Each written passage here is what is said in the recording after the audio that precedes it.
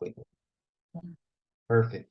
So, Catherine, OMG. So you are on some of my favorite shows. I blurred out all the time. I did an interview with Sally Richardson Whitfield, and so she was like, "You're one of my blurs," because I started talking about Wheel of Time and different things. And you have so many credits on Smallville, Superman Lois. Let's see, The 100. So all of my shows, everything, and then just finished Fort Salem. So I just really want to give you applause for that, especially as a Black woman in sci-fi, and your roles are never pigeonholed to one type. You're always in so many areas. I will say one thing: you always are a strong Black woman in these roles. You are always an authority figure, so I will say that. How has that been for you? It's been quite an adventure. I'm so grateful for the opportunities that I've been given and for people to cast me as me. Sometimes the roles that I've been given the opportunities for have specified African American, but most of the time they've been a description of the type of person. And so that's been really, really gratifying to be able to be seen as the qualities I can bring to a character as opposed to just my origin story. That said, Motherland Fort Salem was a wonderful opportunity to lean into both, and the way multiple generations of Black women were elevated, revered, and honored through the storytelling of Motherland Fort Salem was really satisfying at this point in my career. It was really wonderful to see. It was wonderful to hear from young Black women what it meant to have that representation, and it also felt very important to me that we saw the multiple generations working together, sharing knowledge, building wisdom, and working together. So it was a really important role for me. No, and that's what I loved about it. Not only from your family, but then to Shirley Lee Ralph, it was just a thing of Black women and a way of honoring, but in such a way where it was like, don't forget the past, but know the future, but the presence. And then even you as a mother, but then also having to be a general, it's like it showed this complexity, and just like with the different generations, but how you start to come together and understand, and also that the Black women in this series actually were the ones we learned at the end were the reason why things were won. And then when they tied in the part that the history was lost, and that's the reason why. So I was just like, man, I was happy to see that. And to me, this show has been so allegorical on so many levels all the way through the 3 seasons. But for the final resulting message to be the power of Black women that comes from our voices was diluted and taken for so long. I mean, that's a direct parallel. I remember, being taught hymns that were based on African traditional songs, and that the only way that those songs survived coming to North America was through being transmuted into a Christian song. And wonderful that that's the way that the tradition was maintained, but also how interesting it is the adaptation of what was ours to continue to have access to it, or to have it changed so that it seemed like it was the possession of someone else's, being given back to us. And so I think there's so many parallels, without being preachy, that this show, if you examine it closely, gives you the opportunity to explore. Yeah, definitely the parallelisms, and I love that you said without it being preachy, because then people really take that and go, "Oh, now you're shoving it down our throat." But I love that it really kept the tone for Black women, because sometimes it's hard when the narratives are for women, because people always feel that way. Like when Captain Marvel came out, oh, they're pushing the women narrative, but it's like it, and so that's why I love that the response from everybody was just, this is just a great way. You know what I mean? I think it was eloquently written, but then also you all as the cast really brought that to life. Thank you. Thank you. It means a lot. No, you're welcome. But really 100 plus credits. This is a tough industry, and you have range network shows. Please let me know your start and how have you sustained that, because this is a tough industry, especially as a person of color. This is a very tough industry. And when I started out, there were a number of people who told me all the reasons why I would not be successful, down to the fact that if I was homely, that was the word in vogue at the time. If I was homely, I'd play nurses. And if I was attracted, I'd play prostitutes. And that's how I started in my late teens and 20s, with people telling me what was in store and what the opportunities were limited to being. And I just rejected that. I didn't believe that the people who chose to speak on what was possible in the industry were of the industry. Mm-hmm. And so I sought mentors who could tell me, no, your brain and your talent and your work ethic will take you where you want to go, but you can't wait for it, because those old patterns, those old stories you're being told, come from somewhere. And so if you're a passive participant in your own life, you will get what you're given. But if you are proactive and responsible and have agency about you, you will create the opportunities you need. And so I was very fortunate to get that counter message at a very pivotal time when I was wondering if there was a place for me. Yeah. And then chose to seek to be around people who knew more than I did. I felt that it's a collaborative industry. And so I want to collaborate with the best of the best and the smartest of the smart, and went to them to learn about the industry. And that was also an important part, was that as actors, we get told to focus on our craft and focus on what we are offering, but we don't get told enough to focus on the context of that offer. We don't get told to know who we are talking to, how that is financed, what types of projects are made where, what kind of stories are, and how to connect with those and to communicate with those. So that's been my mission as a teacher, to really inform newer actors about where their education has to expand to really have the opportunities that they're seeking. And then I think also to adapt, to choose to adapt to how the industry was changing, I think was important. And to try and offer things that were new and exciting to the way the stories were being told, to help people think outside the box in terms of what my collaboration could mean, became important. But yeah, I think choosing to find people to teach me, and then to hear them when they said, in exchange for what we've offered you, you now must go forth and teach others, I think has been a real pillar about how I've approached my industry. And I think it's netted some good results. Nice, obviously, because when I go to IMDb, I'm like looking. I'm like, wait, I remember seeing her on that. Oh wow, those things. Where did the love for acting come from for you? Was it one of those things where, like, as a kid, everyone has these origin stories where sometimes they stumbled onto it. They were a corporate person and they said, "Hey, I just felt like it," and then it came. Or some were like, "I just knew I entertained since I was 5." I think for me, it was more a love of story that arrived first, as opposed to a love of acting. I think that came later. I started reading when I was 3. And so by the time I went to school, I was very comfortable reading out loud. And I also have a father who's a United Church minister. And so I would watch how he would tell stories and how people would be entertained, engaged, inspired. And that those two kind of came together. When I went to school, the teacher knew I could read. And so I was given the opportunity to read to the class. And I felt the rush of having an audience and having them leaning into what I was offering them. And that was fun. And then through school, participating in plays, often not going for the lead role, but for the narrator role, because they have more lines. So that was a trick to make sure, like, I have more presence, actually. Right.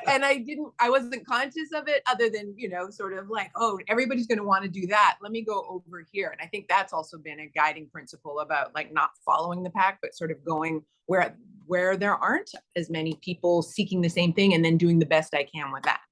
And so, yeah, that was part of how it started.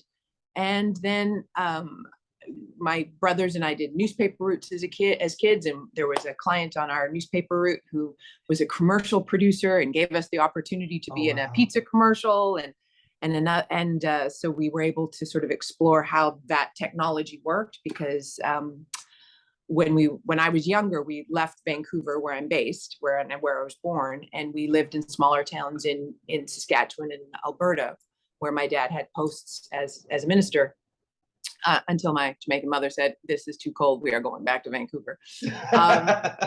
And then through that, the paper route started, and that's where we met some people who said, "Oh, you should have this opportunity or that." And one of our other customers thought I would be a good model, and convinced my parents to let me try that, because they were of that industry. And we were we were very fortunate that our parents made us kids that other people wanted to be around, Yeah. that we were polite and kind and were able to carry on a conversation, and that opened doors for us. And so yeah, that's sort of how it started and how it sort of evolved. And then I was very fortunate to go from that to getting the opportunity to be Holly Robinson Pete's stand-in on 21 Jump Street, and she was kind, and that cast and crew were kind, and just it's very true. If the student is ready, the teachers will appear. And I think part of that readiness is a willingness to pay attention, and I did, and many people helped me along the way, and I'm very grateful. Nice. I love that. Along this journey, what is something that you wish you would have like no well, it seems like you're always prepared. So that type of question I always like to ask. I don't know if there's something else you would have wished you would have known, but like before like really diving fully into this as a career. What Well, again, the career I start or the business I started in is very different from the business that exists now in terms of access to equipment, access to the technology. I mean, people who are starting now have so many more opportunities, and it's wonderful. Yeah. That said, I still maintain I wish I had started earlier learning about the financing of it, and learning about the technical aspects. I think a lot of actors now have a much more comfort with the camera and lighting and things. And I think coming out of the indoor times of the last couple of years, our business model has evolved to that, where we do many of our auditions through self-taping at home. And so needing to have that comfort with the technology, I think I would have been more proactive in getting that sooner, as opposed to sort of evolving it over time. So I think if I was to start now, I would say learn about how the industry works as part of your core training, and learn the technology, learn what the camera crew are talking about when they're talking with you about setting up shots and angles and lighting and lenses. Nice. I love that. What is your method to get into that role? Like when you're reading the script, I know everyone talks about, you have to empathize with this person, right? Even if they're good or bad, even if they're the most horrible person on this planet, you have to find something you can empathize with. But what is your method that Catherine goes through to go, I know I'm about to make her me? I don't try to make her me. I try to identify with her. I try to relate to her and understand her. So my process is very much journalistic in that I approach looking into her the way an investigative journalist with the 5 W's. Who is she? Who is she talking to? Why are they having this conversation? Why does she have these opinions? What does she feel like about what she's talking about, as well as what does she feel about who she's talking to? Where is she? How does that inform her physicality? Is it warm and she's comfortable? Is it cold and she's nervous? Like all of those things. So I work through a process of sort of answering all of those questions for myself, to give myself context, but also understanding and at times empathy. Sometimes people do horrible things for really traumatic, broken reasons. And sometimes understanding those reasons lets you play the humanity and the conflict of those actions, as opposed to just the resulting impact of them. Bad things are done sometimes for what the perpetrator thinks are good reasons, and knowing that gives you a way in to make them more leveled, layered, and nuanced, I think, as characters. Nice. I love that there's so many layers to it. It's almost like a thesis. It's like you go back to grad school with this, like, hey, you have to figure this part out. And I think that's so important because now in this day and age, interviewing so many people and so with social media more so, it's always like people want to put people on because of likes and different things. And then when you see the reviews on movies and shows and people are, one of the biggest things you see is and I'm all about positivity, but you hear the comments where people are like, can we get real actors sometimes? Like, I get it. You want to have popular people. You think you're going to, but the audience, and it's funny because the audience really will call that out a lot of times. Like, I understand you think there 100 million followers are going to follow, but the problem is once the production is there, they're like, I don't believe it. Yeah.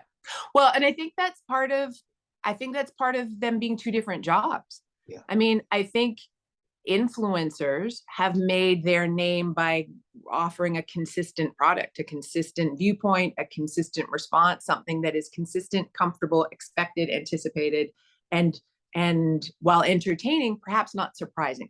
where I Yeah. think our job as actors is to take the viewers on a journey and to keep them wondering what's going to happen next. And I think that those are two very different missions. I think our job is to keep you in suspense and wondering, whereas they're meant to be familiar and comforting. And I think that sometimes when you meld things that have begun with cross purposes, they don't do either job well. Oh, nice. I love that. Now stepping into sci-fi, how did you know you were going to get into this lane? I mean, you do a lot of other things, but how has that happened? Like, it's just it's on amazing shows. You know what I mean? Like, it's like I just have to give you kudos for that because it's so.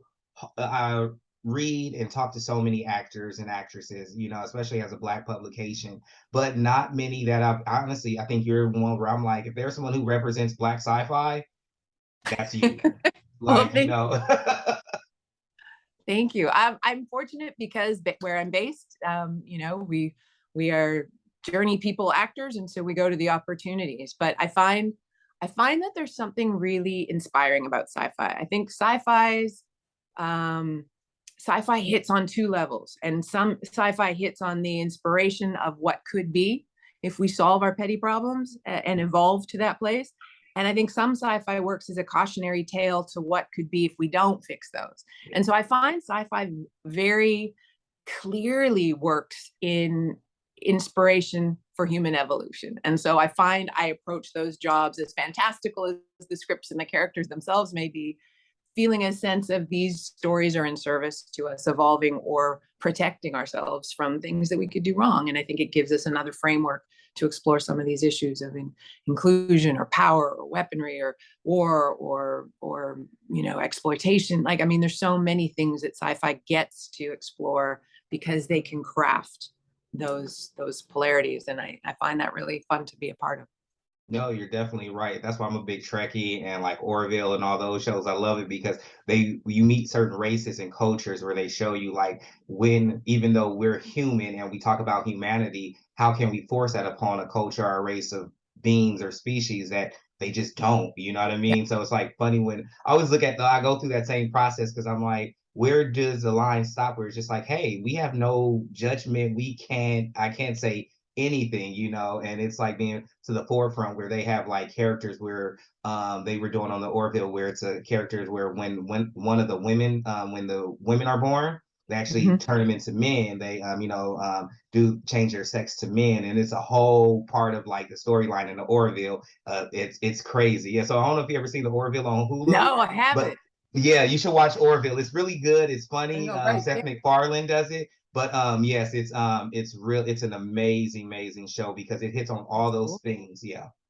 But That's now also off of that tidbit, but back to you and you know, in teaching and you know, you have businesses. Can you tell us more about that as well too? Sure. In 1996, I opened Biz Books, and it was a bricks and mortar bookstore designed to supply materials to actors and technical crew. I One of the first things I did when I became a professional actor and joined the union was I got on the executive board of the union. The Union of BC Performers was starting around that time. We were a BC branch of ACTRA, which is the national, but we had a lot of local autonomy. And getting on the board, I was given the opportunity to travel to meetings and conferences.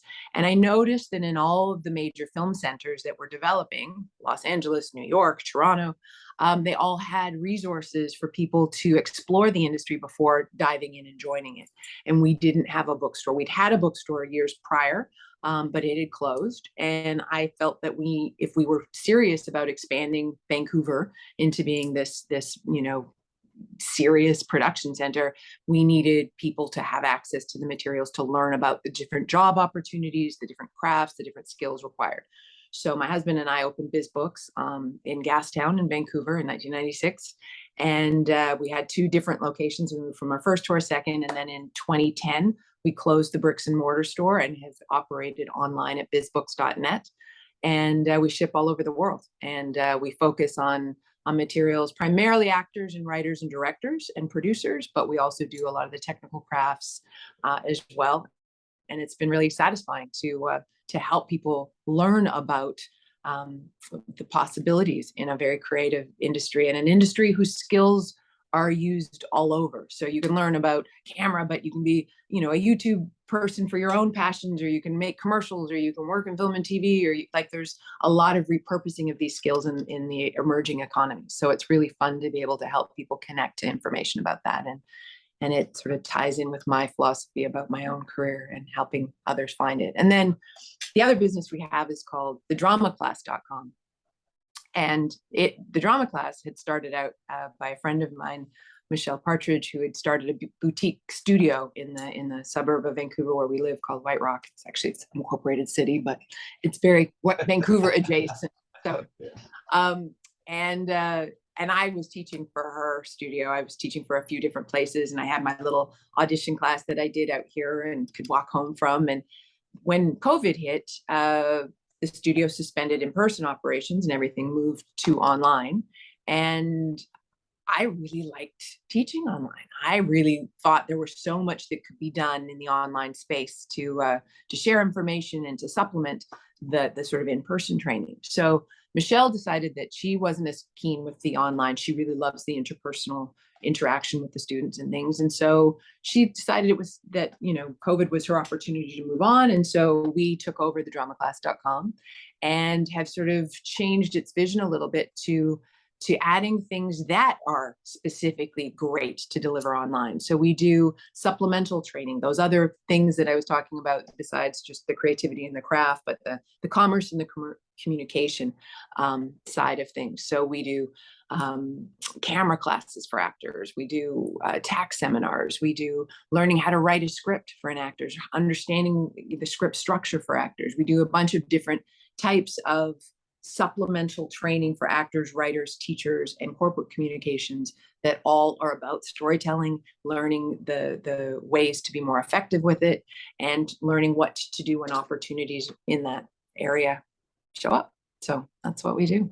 Nice. I love that. I love that because it's like when nowadays people talk about like diversifying your income, but you're helping actors understand how to diversify their skill set, not only to be better at it, because once you know the economics, once you know the business, once you know like why lighting is here or there, it maybe puts like a new type of like involuntary subconscious focus when you're staging and when you're placing and how you move and different things. But it really helps them also see that there's other opportunities. They don't just have to be actors, they can create and tell their own story. So that's beautiful. And I think that's important in terms of people who are drawn to an acting class may feel that they have a story to tell and are looking for the right fit. And so I'm never about trying to convince people they want to be actors. I'm about saying, here's how to tell an effective story. Here are the principles. Here are the ways in which you can be seen and heard. And therefore, how you choose to use that, you'll get the next wave of inspiration and know. But once you understand the principles of that effective communication, then there's so many things you can do. And that's why I also think actors need to learn to write. And I think that, writers need to feel what it's like to interpret the words off the page. And so I teach a class for a different school, for Van Art, for In Focus Film School, for writers on how to act so that they understand what actors are doing with their words. And I think the cross-pollination of skills, especially with the access to technology, means that there's so many artists who started down one road and don't realize that their success is going to come from another one. Nice. I love that. It's almost like pen to paper, because if the person is writing and if they actually have to see how someone has to go through transforming it, it may even help them understand better to write for the sake of the true transformation, and not sometimes like I have this idea. I tell a lot of times to entrepreneurs, because we have an academy called the Catalyst Black Academy out here that I created, and we take African American entrepreneurs through a 3-month free training program. So business development, branding, different things, economics, all the nines, because I saw that there was a need, because everyone kept saying, Black businesses, we need more, we need this. And I said, you guys, first and foremost, what we need to is a mindset. It's not Yeah. necessarily you give Black business owners all this money and stuff. I said the problem is a lot of times sometimes they're lacking the mindset, the business acumen, the actual way of understanding branding, communication, strategy. So don't give people money just yet. Make sure they know what they're doing and if they can stand the test of time, because at the end of the day, some people do need to just work for a 9 to 5. So that's why we have this academy, because we also want to make sure that they are truthful with themselves too, because Yeah. entrepreneur sounds fun, but That sounds like an amazing program. And if there's any skill development I can assist you in offering, I would be super excited to talk with you about that. That sounds really awesome. Oh, Congratulations. definitely. I would love to. Yeah, Yeah. because there's a lot of things going on here. We have so many even other actors and different ones that are in coming in the program, you know. So even when people advertise into the magazine, I turned it into, hey, you have to join our program too, because and it's free because I believe that one of the biggest hindrances to our community to grow is access. And I hate and I don't like to use the word hate, but I just like when people say, well, if you want it, you'll pay for it. And I said, look, some people even Just can't. 250 for some people is a lot. I said, you Yeah. know. And So I think that the economic barriers of access, I mean, every Martin Luther King Day, see all these people who want to trot out and talk about the racial side, and they don't realize he's an economic justice warrior just as fiercely and just as yeah, passionately, because the economics are so important to address the achieving of equity. yeah. And so yeah, I'm here to help. Let me know. I'd be Oh, happy to. definitely, I definitely will. We got a proclamation in San Diego because of it, and then I also partner with UC San Diego's extension program. So every year we're able to give one African American entrepreneur, what you call it, a scholarship, where they're able to take 4 free classes, so they don't have to pay the 4,500 to 7,500 that can be for the cost of it.